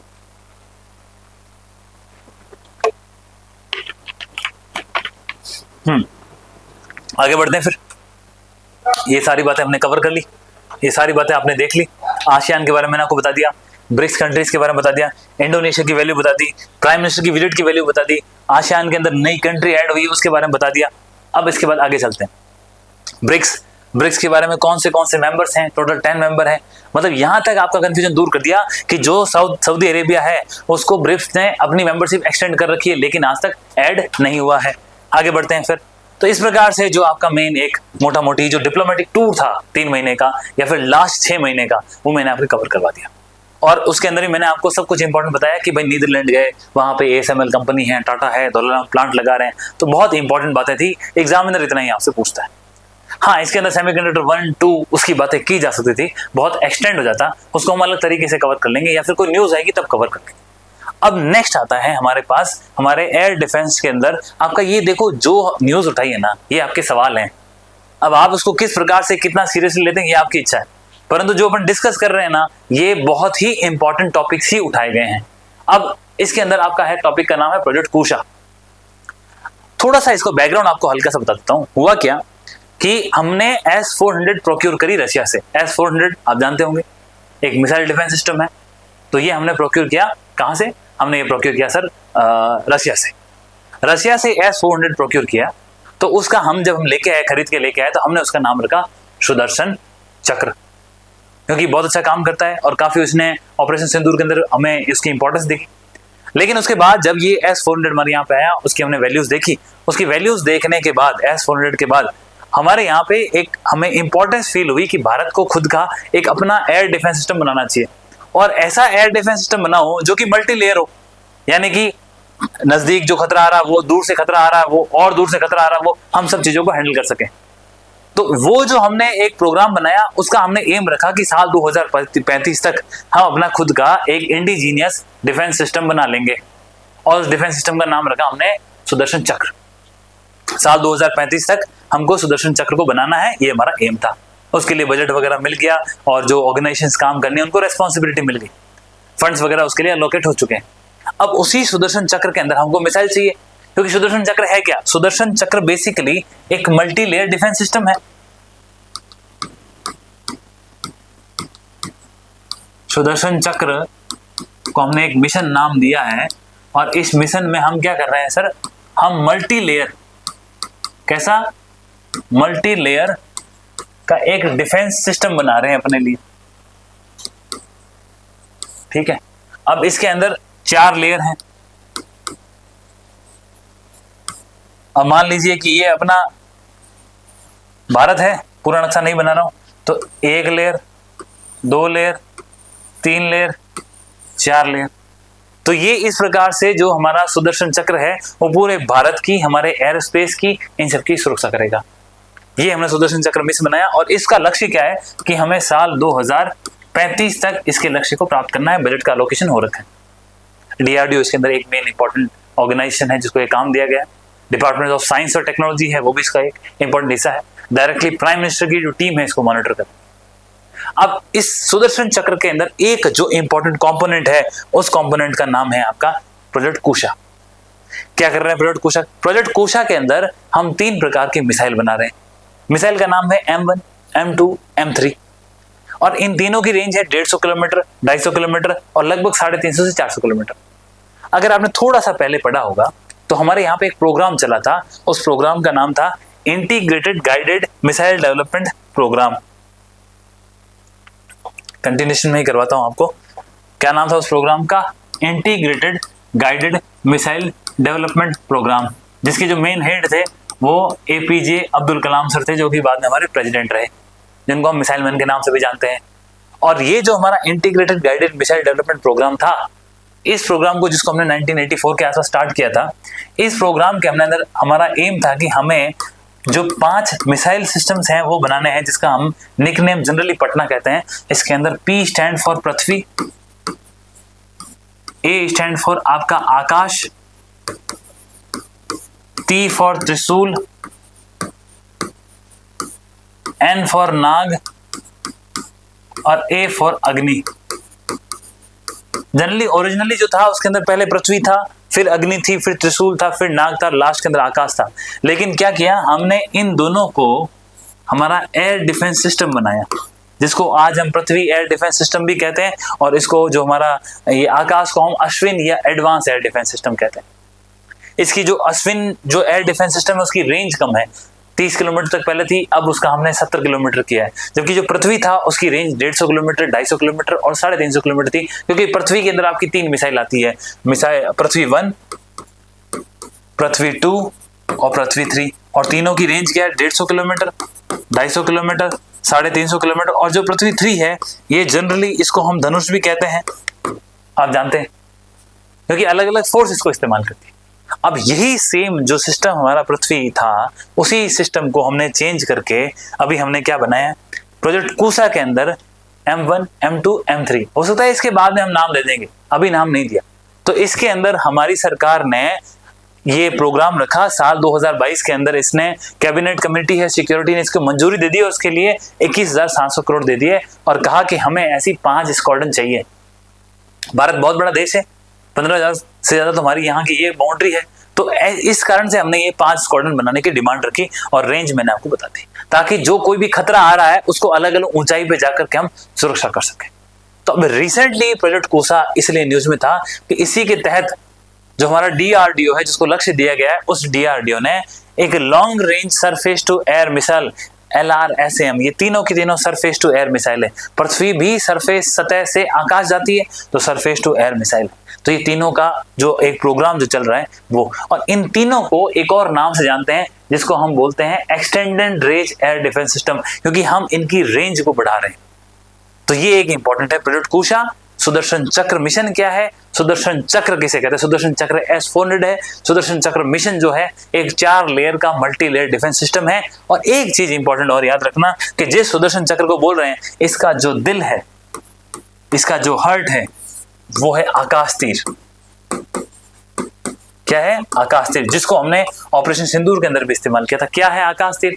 तो सर आकाश तीर जो एक AI इनेबल्ड सिस्टम है, जिसके माध्यम से हम कमांड कंट्रोल ट्रैकिंग और उसको किस प्रकार से किसी भी थ्रेट को न्यूट्रलाइज करना है, वो सारा का सारा कार्य करते हैं। तो ये आकाश तीर जो है इस प्रकार की बात करता है, ये सुदर्शन चक्र का दिल है। तो ये सारी की सारी बात मैंने आपको समझाई, आप समझ गए। Okay done. अब बढ़ते हैं आगे। तो ये हमने एक न्यूज कवर कर ली, फिर आते हैं दूसरा। इसमें दोनों ही इंपॉर्टेंट है, ये ज्यादा इंपॉर्टेंट है, इसके आने की संभावना ज्यादा है बजाय कि इसके हो क्या रहा है। हम क्या कर रहे हैं सर, इंडिजीनियसली बहुत काम कर रहे हैं। आप जानते हैं कि डिफेंस का जो मैन्युफैक्चरिंग है वो खुद बढ़ गया है। एक थोड़ा सा आपको मैं इंपॉर्टेंस दिखाता हूं कैसे। रिसेंटली एक रिपोर्ट आई थी और इस रिपोर्ट के अंदर बताया था, रिपोर्ट थी सिप्री की। किसकी रिपोर्ट थी? SIPRI, Stockholm institute for Peace Research. और ये रिपोर्ट ये बताती है कौन सी कंट्री कितना पैसा खर्च कर रही है डिफेंस पे, कौन कितना आयात कर रहा है। तो इसकी रिपोर्ट ने ये बताया कि भारत जो डिफेंस के ऊपर पैसे खर्च कर रहा है उसमें हमारी रैंक कौन सी है? 5th। दुनिया में फर्स्ट पे कौन है? तो सर फर्स्ट पे है आपका अमेरिका, USA। सेकंड नंबर पे कौन है? तो सर सेकंड नंबर पे है हमारा चीन। थर्ड नंबर पे कौन है? थर्ड पे है सर रूस। चौथे पे कौन है? चौथे पे है आपका जर्मनी। और पांचवे पे कौन है? तो भारत। ये कौन सी कंट्री है जो अपने यहां पर खुद अपने अपने राष्ट्र में दुनिया में हाईएस्ट पैसा खर्च कर रही है? ये ऐसा किसने बताया? सिप्री की रिपोर्ट में। तो एक तो दुनिया में हाईएस्ट पैसा खर्च करने वाले डिफेंस के ऊपर कौन है? भारत भी है, 5वीं रैंक है। पहला कौन है? अमेरिका। दूसरा कौन है? चीन है। तीसरा रशिया है। चौथा जर्मनी है। 5वें हम। एक बार दूसरा, इसी सिप्री की रिपोर्ट ने बताया कि जो विश्व के मुख्य आयातक हैं, जो अलग अलग राष्ट्रों से हथियार आयातक, जो विश्व के अलग अलग राष्ट्रों से हथियार खरीद रहे हैं, उन हथियारों की खरीद में हमारा कौन सा नंबर है? तो बोला कि दुनिया में हाईएस्ट आज की तारीख में जो हथियार खरीद रहा है वो तो कंट्री है यूक्रेन। और जो सेकंड कंट्री है जो हथियार खरीद रहा है उसका नाम है भारत। आपको समझ में आ गया? एक तो हम पैसा खर्च करने 5वीं पोजीशन पे है मिलिट्री स्पेंडिंग के अंदर। अगर आपने बजट देखा होगा 2026 का, 26-27 का, तो डिफेंस के ऊपर जो हमने पैसा खर्च किया है वो 5.96 लाख करोड़ के आसपास है। और अगर आपने हमारा जो हमारा बजट आता है जिसके अंदर एक सर्कल बना होता है कि पैसा कहाँ जाता है, पैसा कहाँ से आता है, तो उसके अंदर पैसा खर्च होने में डिफेंस के ऊपर लगभग 11% पैसे खर्च हो। कितने? 11% डिफेंस के ऊपर। और वो लगभग 5.96 लाख करोड़ हमारा बजट का है। और दूसरा, ये सिप्री ने बताया कि भारत जो है पैसा खर्च करने में कौन सी रैंक है दुनिया? 5वीं, और आयातक में 2री रैंक है। इसी के साथ एक आपको एडिशनल इन्फो और दे देता हूं। ये जो बातें बता रहे हैं ये सारी की सारी आपकी काम की है। ये स्वयं आप खुद भी अगर सीरियस कैंडिडेट हैं तो आप जानते हैं। अगर हो सके तो इनको आप नोट करके रखें, स्क्रीनशॉट ले लें, या फिर हम आपको जो मैंने लिखा भी है इसकी जो भी आपको जो PDF है वो अवेलेबल करा देंगे। जो अनऑक्टेटेड है, मार्क्ड है, वो आपको प्रोवाइड कर दी जाएगी। अब इसके साथ आप ये समझिए, सिप्री की बात कर ली, भारत की बात कर ली, आयातक निर्यातक ये सब बात कर ली। साथ ही साथ इसने एक बात और बताता हूं, इसने तो नहीं कहा, दूसरा बताता हूं कि भारत आज की तारीख में जो अपने यहाँ पे अपने राष्ट्र में रक्षा का जो उत्पादन कर रहा है वो लगभग पहुंच गया है आपका 1.75 लाख करोड़। एक साल में इतना डिफेंस का जो सामान है, इतने अमाउंट का डिफेंस का सामान भारत खुद बना रहा है। एक बात और, जो हम ये सामान बना रहे हैं तो हमने सामान कितने का बनाया? भारत अपने रक्षा का कितना उत्पादन कर रहा है? तो 1.75 लाख करोड़। और इस सामान में से जो हम विदेशों को निर्यात कर रहे हैं वो निर्यात कर रहे हैं लगभग 38,000 करोड़ का। आप सोचिए, एक जमाने में आज से 5-6 साल पहले तो हमारे यहाँ से बिल्कुल 3,000-4,000 करोड़ के आसपास ही डिफेंस का माल निर्यात होना था, जो आज कहाँ पहुंच गया? 38,000 करोड़ पे। ये बहुत बड़ा फिगर है। साथ ही साथ इसके अंदर आपको कुछ ध्यान भी रखना होगा कि जैसे अर्मेनिया जैसे देश है, और साथ में जो वियतनाम है, फिर आपके फिलीपींस है, और रिसेंटली जो आपकी मोदी जी ने विजिट की थी इंडोनेशिया है। ये देश हमसे बड़े बड़े इक्विपमेंट खरीदने के इच्छुक है, जिसके अंदर आर्मेनिया ने हमसे पिनाका खरीदा। तो पिनाका क्या है? ये एक multi barrel rocket launching equipment है। गाड़ी के ऊपर अचानक से आप बैरल से आप रॉकेट को छोड़ सकते हैं। एक साथ 12 रॉकेट इसके साथ लॉन्च हो सकते हैं। दूसरा जो वियतनाम है, उसने हमसे ब्रह्मोस जो मिसाइल सिस्टम है उसके लिए बात करी है, उससे हमने डील हो चुकी है। साथ ही हमारी फिलीपींस से ब्रह्मोस के लिए डील हो चुकी है, और इंडोनेशिया ने ब्रह्मोस के लिए इंटरेस्ट दिखाया है। इसी कारण तो ये जब कंट्रीज खरीदेगी तभी तो आपका जो डिफेंस का निर्यात है वो 38,000 करोड़ पहुंचेगा, और जो उत्पादन है वो 1.7 लाख करोड़ पहुंच गया। तो ये बात आपको समझनी होगी। तो ये डिफेंस की कुछ बातें हैं, और इस डिफेंस की जो मैन्युफैक्चरिंग है इसको मजबूत करने के लिए ही हमने हमारे यहाँ पे 2 तो डिफेंस के इंडस्ट्रियल कॉरिडोर बना रखे हैं। डिफेंस प्रोडक्शन के, किसके?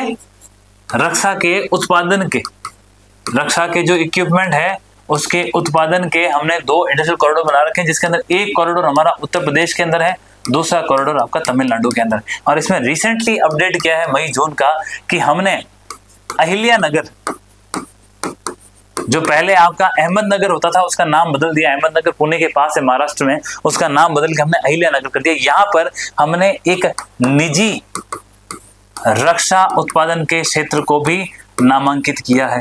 मतलब एक और हमने डिफेंस के इंडस्ट्रियल कॉरिडोर को या डिफेंस के इंडस्ट्रियल प्रोडक्शन सेंटर को आइडेंटिफाई किया है, और वो कहाँ है? आपका अहिल्या नगर में। और यहाँ पे एक बड़ी फेमस कंपनी है जो काम कर रही है, वो है निबे लिमिटेड।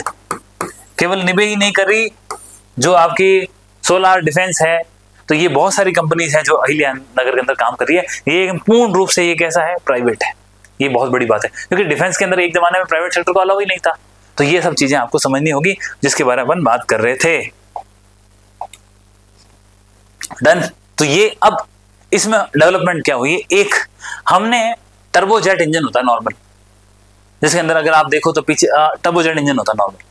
अब ये जो टर्बोजेट इंजन होता है, इस टर्बोजेट इंजन को हम और पावरफुल बना रहे हैं, इसको और एक्सपांडेबल बना रहे हैं, और इसके लिए आजाद करके हमारी आजाद इंजीनियरिंग की प्राइवेट कंपनी है, वो डीआरडीओ के साथ कोलैबोरेट कर रही है। एक तो ये बात होगी। दूसरा उससे इंपॉर्टेंट है कि हमने भार्गवास्त्र, ऋषि भृगु थे, ऋषि भृगु के नाम से हमने भार्गवास्त्र एक हथियार बनाया। हथियार है क्या? इसके अंदर क्या किया है? गाड़ी है, इस गाड़ी के पीछे हमने कनिस्टर लगा रखे हैं इस प्रकार से, और इस ऐसा तो नहीं है, थोड़ा सा ये थोड़ा सा इंगेजिंग बनाने के लिए फोटोज दूसरी हैं ये। तो उसके अंदर क्या है? आपके 64 छोटे छोटे रॉकेट्स हैं, और वो 64 रॉकेट 10 सेकंड के अंदर ही सारे के सारे 64 रॉकेट को छोड़ सकते हो। क्या करेंगे वो? मान लीजिए आपके पास अचानक से बहुत सारे ड्रोन्स आ गए अटैक करने के लिए, तो जब बहुत सारे ड्रोन आते हैं उस अटैक को हम बोलते हैं स्वाम्प अटैक। क्या बोलते हैं? Swamp attack. तो स्वाम्प अटैक से डील करने के लिए भार्गवास्त्र जो इक्विपमेंट है वो बनाया गया, और ये इक्विपमेंट क्या करता है? 10 सेकंड के अंदर 64 इसके अंदर से रॉकेट निकलते हैं। कितने निकलते हैं इसके अंदर से? इसके अंदर से 64 रॉकेट्स, छोटे छोटे रॉकेट्स होते हैं, इसको मिनी रॉकेट कहेंगे, और कितने सेकंड में? 10 सेकंड के अंदर ये निकलते हैं। और ये जो इक्विपमेंट बनाया है ये solar defence and aerospace limited ने बनाया है, और इसका टेस्ट कहाँ हुआ था? नागपुर के अंदर। इसकी फैक्ट्री भी महाराष्ट्र के अंदर है, और जब इसने ये बनाया था इसका इनॉग्रेशन हमारे माननीय रक्षा मंत्री राजनाथ सिंह जी ने किया था। ठीक है, ये ओवरऑल इस बात को मैं आपको कहना चाहता हूँ, ये एक इंपॉर्टेंट बात। नेक्स्ट, अगली इंपॉर्टेंट न्यूज आपको बहुत ही ओवरऑल तरीके से हम क्लोज करने का प्रयास कर रहे हैं। अब ये बहुत रिसेंट इंपॉर्टेंट डेवलपमेंट, हमारे यहाँ पे आप जानते हैं कई प्रकार की ट्रेन की वो होती है, लाइंस होती है, मीटर गेज होती है, ब्रॉड गेज होती है, नैरो गेज होती है। तो ब्रॉड गेज जो है, उस ब्रॉड गेज को 99.6% जो हमारा नेटवर्क है उसको हमने बिजली से चलाना शुरू कर दिया। किससे? इलेक्ट्रिसिटी से। इस कारण से बिजली का कंजम्पशन कम हुआ, और साथ के अंदर दुनिया के अंदर भारत जो है वो 2nd रैंक पे पहुंच चुका है। स्विट्जरलैंड एकमात्र दुनिया में ऐसी कंट्री है जिसके वहां पे 100% जो ब्रॉड गेज लाइन है वो कैसी है? इलेक्ट्रिफाइड है, और हमारे यहाँ पर 99.6% हो चुकी है। और इस कारण से हमारा डिफेंस का जो आपका जो कंजम्पशन है डीजल का वो बहुत कम हो गया है। और ये कमिटमेंट, ये घोषणा रेल मंत्री अश्विनी वैष्णव जी ने 22 जुलाई को करी है। तो ये आपको ध्यान रखना है, बहुत इंपॉर्टेंट है। इसके बाद आगे बढ़ते हैं। फिर आपकी इकोनॉमी में बहुत इंपॉर्टेंट कंसेप्ट है। अगर आपने इकोनॉमी थोड़ी सी पढ़ी है, आपको पता होगा कि एक इंडेक्स ऑफ इंडस्ट्रियल प्रोडक्शन होता है। क्या होता है? Index of industrial production. जिनको आइडिया नहीं, थोड़ा सा मैं बता देता हूं। Index of industrial production, index है किसका? ये क्या है? इंडेक्स है। और ये इंडेक्स किसका है? इंडस्ट्रियल प्रोडक्शन का है।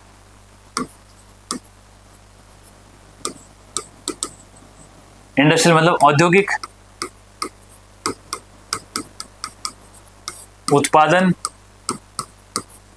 सूचकांक। देखिए, मेरा ऐसा मानना है कि इकोनॉमी की टर्म तो आपको हिंदी इंग्लिश दोनों में आनी चाहिए, क्योंकि कई बार क्या होता है ना, एग्जाम में भी देखा है कि इकोनॉमी की जो लैंग्वेज है काफी टफ आती है, तो पता होना चाहिए। तो इंडेक्स ऑफ इंडस्ट्रियल प्रोडक्शन है, ये क्या करता है? हमारे औद्योगिक क्षेत्र का उत्पादन कितना, उसको ये चेक करता है। और इस आईआईपी को अभी रिसेंटली हमने क्या किया, इसका हमने बेस ईयर चेंज किया। किसका बेस ईयर चेंज किया हमने? जो हम इंडेक्स ऑफ इंडस्ट्रियल प्रोडक्शन बता रहे हैं ना, आईआईपी, इसका हमने क्या चेंज किया? Base year. क्या कर दिया? Base year. पहले इसका बेस ईयर 2011-12 था, इसको हमने चेंज करके अभी 22-23 कर दिया। ना सिर्फ इसका, बल्कि जितने भी हमारे एक्सचेंज हैं, जैसे जीडीपी है आपका, उसके बाद आपका सीपीआई है, फिर आपका डब्ल्यूपीआई है, फिर आईआईपी है, इन सब का बेस ईयर चेंज कर दिया। जिसमें सीपीआई का जो बेस ईयर है वो रखा हमने 2024। बाकी जितने बेस ईयर उन सब का बेस ईयर 2022-23 है। बेस ईयर चेंज कर दिया। बेस ईयर चेंज करने की जरूरत पड़ती है, आधार वर्ष चेंज कर दिया। उससे इंपॉर्टेंट बात जो मैंने आपको बताई कि हमारे यहाँ पे जो ये कहाँ गया आपका, यस, जो इंडेक्स ऑफ इंडस्ट्रियल प्रोडक्शन है, जिसका हमने बेस ईयर चेंज किया। बेस ईयर चेंज करने के अलावा इसके अंदर क्या है आपके, इसके अंदर 8 कोर इंडस्ट्री थी। क्या थी? 8 कोर इंडस्ट्री। कोर इंडस्ट्री किसे कहते हैं? कि जो हमारी अर्थव्यवस्था की मूल इकाइयां क्या क्या है उसके अंदर। जैसे एक है आपका कोयला, फिर आपका एक सीमेंट है, फिर आपका एक क्रूड ऑयल या कच्चा तेल है, फिर इसके अंदर आपका एक नेचुरल गैस है, प्राकृतिक गैस हो गया, फिर इसके अंदर आपका स्टील है, इसके अंदर आपकी इलेक्ट्रिसिटी है, ठीक है, फिर आपके अंदर से फर्टिलाइजर है, उर्वरक फर्टिलाइजर है। तो कितने हो गया? कोयला 1, cement 2, crude oil 3, natural gas 4, steel 5, electricity 6, fertiliser 7। एक कौन सा रह गया आपका? नेचुरल गैस हो गया, क्रूड ऑयल हो गया, सीमेंट हो गया, कोल हो गया, इलेक्ट्रिसिटी, फर्टिलाइजर, स्टील। अभी याद आ जाएगा। तो ये आपके कुल मिला के 8 कोर इंडस्ट्री थी। इस 8 कोर इंडस्ट्री में अभी हमने क्या किया है, एक नया और इंडस्ट्री जोड़ दिया है, जिसका नाम क्या है? लो अयस्क आयरन ओर। तो ये एक बढ़ गई, ठीक है, ये बढ़ गई आपकी 8। एक इलेक्ट्रिसिटी जोड़ लिया था, 1 सेकेंड, इलेक्ट्रिसिटी लिख दिया, स्टील लिख दिया, नेचुरल गैस लिख दिया, फर्टिलाइजर लिख दिया, क्रूड ऑयल हो गया, सीमेंट हो गया, कोल हो गया, यस, रिफाइनरी प्रोडक्ट। मैं सोचूं क्या रह गया था, रिफाइनरी प्रोडक्ट। रिफाइनरी प्रोडक्ट मतलब कि जो कच्चा तेल होता है उससे जो आप रिफाइनरी से जो प्रोडक्ट निकालते हो वो सारे के सारे। तो ये 8 थी और इसके अंदर अभी आपने क्या जोड़ दिया? आयरन ओर या लो अयस्क जोड़ दिया, तो ये 9 हो गई अब। तो ये इंपॉर्टेंट है कि एक तो सर आपने इसका बेस ईयर चेंज कर दिया। बेस ईयर चेंज करने के बाद जो इसके अंदर हमारे मेन इंडस्ट्री सॉरी, इसके अंदर जो हमारी 1 सेकेंड,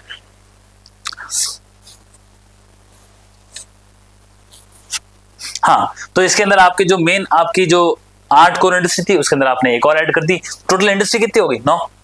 इससे हुआ क्या, जहां पहले इस आईआईपी का वेटेज, इस आईआईपी में इंडेक्स में जो हमारी कोर इंडस्ट्री का वेटेज 40.27% था, वो अब घट के 32% हो गया। कितना हो गया? 32%। और दूसरा, इसके अलावा वेटेज तो घटा ही घटा, अब जो इलेक्ट्रिसिटी है वो हाईएस्ट वेटेज हो गया 30% और फर्टिलाइजर 0.3%। ये एक चीज इंपॉर्टेंट होगी, तो ये आपको ध्यान रखना है। तो ये आईआईपी और कोर इंडस्ट्री दोनों, और ये 100% सवाल है आपका। सवाल तो जो हमने टॉपिक चूज किए हैं उसके अंदर हर एक में से आपको एक सवाल मिलेगा ही मिलेगा। ये तो आप एग्जाम के बाद आकर के इसे उठा के बात कर सकते हैं। तो पर मैं आपको ये कह रहा हूं कि टॉपिक भी वैसे ही चुने हैं कि जो आपके एग्जाम आ सकते हैं। वैसे कोशिश करिए कोई टॉपिक बाहर ना रहे, पर इस एग्जाम की एक इंपॉर्टेंट बात ये भी है कि अनवांटेड चीजों को भी कैसे दूर किया जा सकता है, तो ये भी आपको समझना होगा। फिर इसके बाद आगे देखिए आप, ये हमने बात कर ली, डन। अब क्या हुआ, हमारे यहाँ पे IIT जोधपुर के अंदर मैम है जिनका नाम है डॉक्टर मोनिका गुप्ता। इन्होंने एक टेक्निक खोजी है, उस टेक्निक का नाम है मॉलिक्यूलर सोलार थर्मल। क्या खोजा है? मॉलिक्यूलर सोलार थर्मल, लिखा भी होगा molecular solar thermal, molecular solar thermal. ये जो टेक्निक जिसको मोस्ट हमने निक नाम दिया है, इस टेक्निक में क्या है, जो सूर्य की आपके पास रोशनी आती है, किरणें आती है, उसके अंदर आप जानते हैं कि अल्ट्रावायलेट पराबैंगनी किरणें आती है। तो ये जो मैडम ने क्या किया है, ये मॉलिक्यूल बनाया है। वो मॉलिक्यूल क्या करता है कि सूर्य से आने वाली अल्ट्रावायलेट किरणों को भी अवशोषित करता है, और साथ ही साथ इन अल्ट्रावायलेट किरणों के साथ जो सूर्य की जो विजिबल स्पेक्ट्रम है, जो लाइट दिखती है, यानी कि सूर्य की गर्मी जो है, किरण है, उसको भी अवशोषित करता है। और ये जो मॉलिक्यूल जिनको आपने देखा, ये मॉलिक्यूल क्या करते हैं, इसको एक्सेप्ट करने के बाद खुद अपने को चेंज भी कर सकते हैं। यानी कि इसने पहले सूर्य की गर्मी को, उसकी किरण को और अल्ट्रावायलेट किरणों को अपने अंदर समाहित कर लिया, अवशोषित कर लिया। अवशोषित करने के बाद खुद को ये बदल लेते हैं, स्विच कर लेते हैं। स्विच करके इनके अंदर आप इसको रासायनिक ऊर्जा के रूप में इस्तेमाल भी कर सकते हो। और मान लीजिए आपने गर्मी के अंदर इन मॉलिक्यूल के माध्यम से सूर्य की जो गर्मी है उसको अवशोषित कर लिया, और सर्दियों में फिर आपने जाके इसको रिलीज कर दिया। तो ये एक लेटेस्ट टेक्नोलॉजी है जिसका क्रेडिट डॉक्टर मोनिका गुप्ता को जाता है। ये IIT जोधपुर से है, इन्होंने मॉलिक्यूलर सोलर थर्मल की खोज की है। और ये कंसेप्ट क्या है मैंने आपको बता दिया कि इसके अंदर आप सूर्य की किरणें हैं उनको अवशोषित कर लेते हो, साथ में अल्ट्रावायलेट किरणों कर लेते हो। इसके अंदर एक कैपेसिटी है, ये अपने आप को स्विच कर सकता है, इसको फोटोवोल्टाइक स्विच कहते हैं। और जब ये स्विच करता है तो ये केमिकल एनर्जी के रूप में इस्तेमाल हो सकता है। और केमिकल एनर्जी के अलावा इसको आप सर्दियों के अंदर रिलीज कर सकते हो। सर्दियों में जब ठंड बढ़ गई तो वहां गर्मी हो सकती है। तो नेचुरल तरीके से इस मॉलिक्यूल के माध्यम से बहुत कुछ पॉसिबल है, ऐसा मोनिका मैम ने करके दिखाया है। तो ये इंपॉर्टेंट अपडेट है, IIT जोधपुर से, राजस्थान से, तो बहुत इंपॉर्टेंट बात होगी। दूसरा, कुछ इंपॉर्टेंट ऑर्गेनाइजेशन की मीटिंग्स हुई है पूरे दुनिया भर में, जिसके अंदर इंडिया की इंपॉर्टेंस भी है। तो सबसे पहली जो मीटिंग है वो है आर्टिफिशियल इंटेलिजेंस के गवर्नेंस को लेके। तो विश्व में सबसे बड़ी संस्था कौन सी? यूनाइटेड नेशन ने आर्टिफिशियल इंटेलिजेंस को लेकर के, उसकी गवर्नेंस को लेकर के एक डायलॉग ऑर्गेनाइज किया, और ये डायलॉग किया जिनेवा कहाँ? स्विट्जरलैंड के अंदर 6-7 जुलाई को। ये जो मीटिंग हुई, इसके अंदर भारत ने अपना जो खुद का विजन रखा है कि हम चाहते हैं कि जो आर्टिफिशियल इंटेलिजेंस जो AI है वो सबके लिए होना चाहिए। आपको बता दूं, ये गवर्नेंस को लेकर के हुआ। इससे पहले आर्टिफिशियल इंटेलिजेंस को लेकर के दुनिया के अंदर 4 समिट हो चुके हैं। किसको लेकर के? AI को। AI को लेकर के दुनिया में अब तक कितनी मीटिंग हो रखी है? 4। इसके अंदर सबसे पहले हुई थी AI सेफ्टी के लिए, और ये कहां हुई थी? तो ये हुई थी ब्लेचली में। और ब्लेचली कहां है? तो ब्लेचली है सर आपका ब्रिटेन। दूसरा जो हमने किया था AI के लिए वो हुआ था हमारा साउथ कोरिया में, सियोल में। सियोल जो है वो आपकी साउथ कोरिया की राजधानी है। तीसरी जो AI को लेकर के जो समिट हुआ था वो समिट हुआ था आपका पेरिस में, और पेरिस जो है वो किसकी राजधानी है? फ्रांस की। और चौथा जो आपका AI को लेकर के समिट हुआ वो AI इम्पैक्ट समिट था। और ये जो AI इम्पैक्ट समिट था ये नई दिल्ली के अंदर आयोजित किया गया, और ये किसने करवाया आयोजित? भारत ने। तो ये तो AI की सेफ्टी, उसके इम्पैक्ट, उसको लेकर के थे। लेकिन जो आज हम बात कर रहे हैं ये भी इंपॉर्टेंट है, इसकी फोटो ले लें आप, ये बहुत इंपॉर्टेंट है। एग्जाम में एक बार पहले पूछा जा चुका है और भी पूछा जा सकता है, मिलाने के लिए भी दे सकता है आपको। और अब जो हुआ है ये यूनाइटेड नेशन ने कराया, और AI के लिए ग्लोबल गवर्नेंस कैसी होनी चाहिए, इसके रूल्स कैसे बनने चाहिए, रेगुलेशन कैसे बनने, इसके लिए बात करी। तो कहाँ करी? जिनेवा, स्विट्जरलैंड के। उसको इससे मिलाना नहीं है, दोनों अलग अलग, लेकिन AI के लिए। और भारत का जो मेन विजन है AI के लिए वो क्या? AI for all. हमने इसके लिए एक मानव डॉक्ट्राइन दे रखा है कि सर AI है वो एथिकल होना चाहिए, AI सेफ होना चाहिए, ट्रस्टेड होना चाहिए। तो ऐसी बहुत सारी भारत ने बातें कर रखी है। ठीक है, हमारे प्रीलिम्स के लिए इतना बहुत है। दूसरा, इसी के अलावा अभी जैसे हमने बात करी थी कि सर हमने, मोदी जी गए थे नीदरलैंड से, वहां पर एक कंपनी जिसका नाम है ASML, उस कंपनी के साथ टाटा इलेक्ट्रॉनिक ने बातचीत करी। और गुजरात के अंदर हमारे धोलेरा के अंदर हमारा प्लान है कि सर हम क्या कर रहे हैं, जो सेमीकंडक्टर है उसकी फैब्रिकेशन की पहली फैक्ट्री लगा रहे हैं, तो उसके लिए वो क्या करेगी, लिथोग्राफी वाली मशीन प्रोवाइड करेगी। ये मेन मकसद था। अब गुजरात के अंदर साणंद करके एक बहुत फेमस जगह है जो अहमदाबाद के बगल में है। इस साणंद के अंदर एक और कंपनी है जिसका नाम है सीजी पावर। क्या नाम है कंपनी का? CG power. ये जो सीजी पावर कंपनी है वो पहली ओ सेट क्या होता है? ओ सेट मतलब आउटसोर्स करना। किसको आउटसोर्स करोगे? आउटसोर्सिंग का मतलब है कि हमने बाहर से सेमीकंडक्टर लिया, उसकी असेंबली करना और असेंबल करके उसका टेस्ट करना। ये एक ओ सेट की फैसिलिटी कहाँ बनाई है? साणंद गुजरात के अंदर। और ये किस मिशन के तहत बनाई है? तो इंडिया सेमीकंडक्टर मिशन 1.0। कौन सा मिशन बताया मैंने आपको? India semiconductor mission 1.0। ये जो मिशन है ये साल 2021 के अंदर लाया गया था। इस मिशन के अंदर 76,000 करोड़ रुपए दिए गए थे और भारत सरकार का लक्ष्य था कि हम सेमीकंडक्टर के क्षेत्र में सेमीकंडक्टर की असेंबली, उसके बाद उसकी टेस्टिंग, उसकी पैकेजिंग, इन सारी की सारी फैसिलिटी को डेवलप करेंगे। और इस 76,000 को करोड़ खर्च करके आज भारत के अंदर 12 ऐसी फैक्ट्रीज लग चुकी है। कितनी? 12 फैक्ट्रीज। और ये जो 12 फैक्ट्रीज लगी है ये 6 राज्यों में लगी है। और ये 6 राज्य कौन से हैं? तो पहला तो है आपका गुजरात, दूसरा है आपका पंजाब, तीसरा है आपका उत्तर प्रदेश, चौथा है आपका उड़ीसा, पांचवा है आपका आसाम और छठा है आपका आंध्र प्रदेश। गुजरात, पंजाब, उत्तर प्रदेश, उड़ीसा, आसाम और आंध्र प्रदेश। 1 2 3 4 5 6 6 राज्यों में हमने ऐसी कितनी 12 फैक्ट्रियां लगाई है जिसके अंदर 76,000 करोड़ रुपए खर्च किए हैं। और इसी 76,000 को खर्च करके भारत सरकार ने 1.64 लाख करोड़ का निवेश है वो आकर्षित किया है। और यही वो कंपनियां हैं जो आपके यहाँ पे सेमीकंडक्टर बना रही है। और इस 6 राज्यों के अलावा भारत के अंदर एकमात्र ऐसा राज्य है जिसका नाम है राजस्थान, जिसने अपने सलारपुर एरिया में, कहाँ पे है ये भिवाड़ी वाले क्षेत्र के अंदर है, इस सलारपुर एरिया के अंदर हमने हमारी खुद की पहला, ये तो केवल फैक्ट्रियां हैं, हमने एक क्लस्टर बनाया है।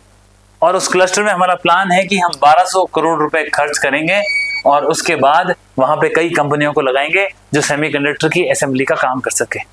तो राजस्थान भी लाया। और इसी संदर्भ में राजस्थान, हमारे यहाँ खुद के यहाँ पे राजस्थान क्या लेके आ चुका है? अपनी खुद की एक सेमीकंडक्टर की पॉलिसी ला रखी है।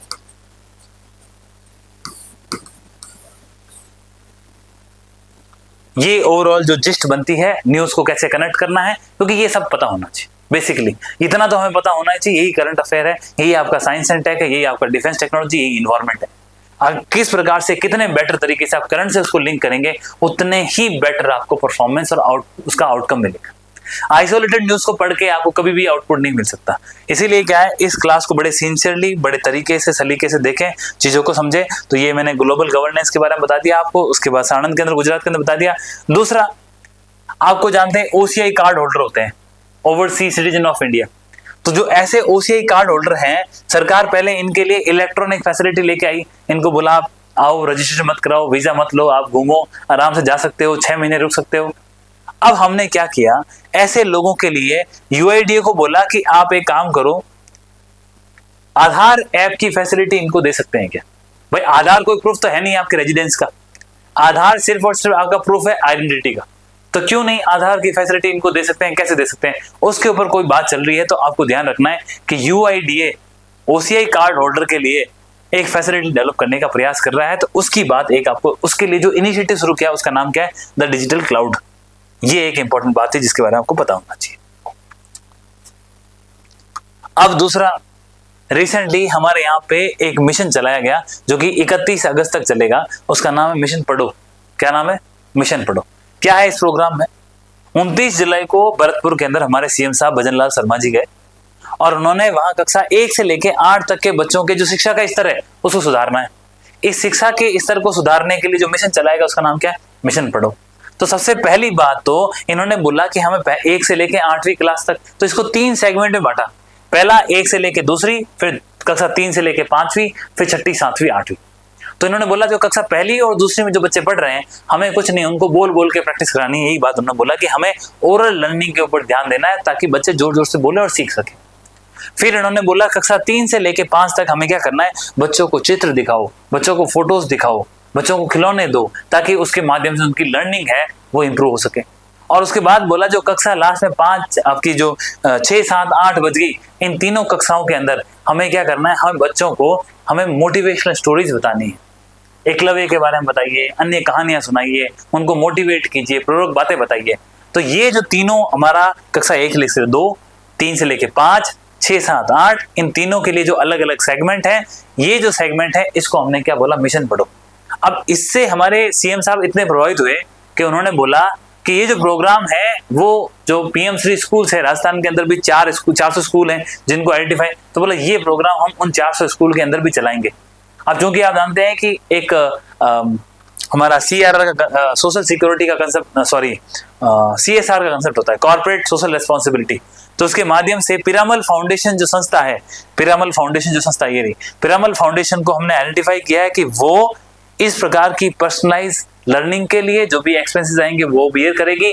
इस प्रकार राजस्थान सरकार ने पिरामल फाउंडेशन और एंटरप्राइज MOU किया है कि वो आर्टिफिशियल इंटेलिजेंस का इस्तेमाल करेंगे और जो हमारे यहाँ पे 400 स्कूल हैं, राइज स्कूल्स हैं, उनके अंदर ये मिशन पढ़ो स्कीम चलाएंगे। ये एक इंपॉर्टेंट बात थी जो हमने कर ली। अब कुछ बातें और थोड़ी सी स्टेट की प्रोग्रेस को लेकर राजस्थान की। तो राजस्थान में इसके अंदर क्या है, अभी एक हैप्पीनेस इंडेक्स रिलीज हुआ था जिसके अंदर दुनिया के अंदर 2026 के अंदर जो जयपुर है उसको 15वीं रैंक मिली है। ये इंपॉर्टेंट है। ये किसमें, सिटी के हैप्पीनेस इंडेक्स में, स्टेट का नहीं है, लेकिन हमारा जयपुर भी तो हमारा हिस्सा है। तो दूसरा, विरासत के लिए जो पंचगौरव योजना चल रही है वो बहुत फेमस है, पॉपुलर है, उसके बारे में बात चली। Okay, 1 second.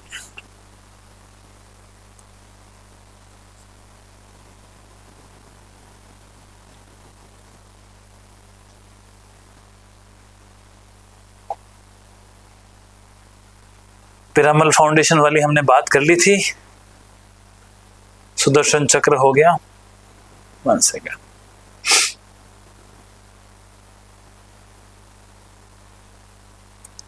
मिशन पढ़ो पढ़ लिया हमने, यस, यहाँ थी। हैप्पीनेस इंडेक्स की बात कर ली, विरासत के लिए बात कर लिया मैंने। हम बात कर रहे थे अभी, ये हो गया था। तो अब मैंने बात की कि हाँ, अब क्या हुआ, एक और प्रोग्राम चला है, उसका नाम है दिशा। नेशनल लेवल का प्रोग्राम है। क्या हो रहा है, राजस्थान बहुत अच्छा काम कर रहा है इसके अंदर। जो बौद्धिक रूप से अक्षम है बच्चे, उन बच्चों के लिए हमने एक दिशा करके मॉडल लागू किया। तो ये दिशा प्रोग्राम राष्ट्र का है, नेशनल लेवल का है, लेकिन इसको अभी तक 8 ही राज्यों ने लागू किया था। अब इन बौद्धिक बच्चों के लिए, बौद्धिक रूप से जो अक्षम है उन बच्चों के लिए एक प्रोग्राम चला है, उसका नाम क्या है, दिशा। और इसको लागू करने वाला राजस्थान कौन सा स्टेट हो गया, 9th। एक बात खत्म होगी ये। और लास्ट के अंदर कृषि को लेकर के इनोवेट क्या किया हमने, जो महिलाएं हैं उन महिलाओं का एक संवाद कराया, किसान संवाद प्रोग्राम कराया, ताकि महिलाएं आपस में मिले, बात कर सके, एग्रीकल्चर के बारे में बात कर सके। तो ये कुछ इंपॉर्टेंट इनिशिएटिव थे स्टेट लेवल के, जिसके अंदर राजस्थान की गवर्नेंस का हमको अपडेट मिलता है। ये बात करिए। ये आज की हम लास्ट न्यूज कवर करते हैं, इसके बाद जो हमारा कंटिन्यूएशन में फिर नेक्स्ट क्लास से कवर करेंगे, जो कि कंप्लीटली राजस्थान फोकस होगा। आई होप आपको एक तो जिस्ट मिल गई होगी कि चीज़ें कितनी इंपॉर्टेंट है, हम कैसे एस्पेक्ट को ले रहे हैं। बहुत मेहनत की हमने इसके अंदर और कोशिश करी कि कोई भी ऐसा इस सेगमेंट से जो हमने टच किया वहां से कोई क्वेश्चन आपके बाहर ना जाए।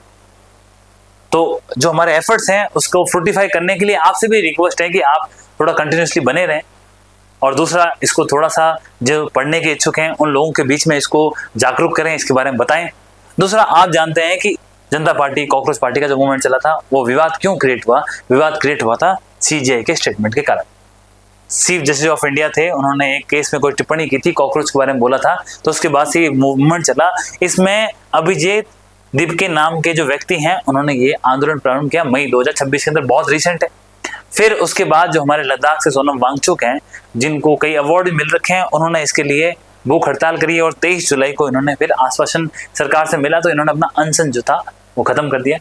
काफी वेट वगैरह इनका लॉस हो गया था। उसके बाद के अंदर इसका इम्पैक्ट ये पड़ा कि जो भारत के शिक्षा मंत्री है धर्मेंद्र प्रधान जी, उनको चूंकि नीट के पेपर आउट हुए थे, जिम्मेदारी थी, प्रेशर था, तो इन सब के बाद सरकार ने उनको रेजिग्नेशन दिलवा दिया।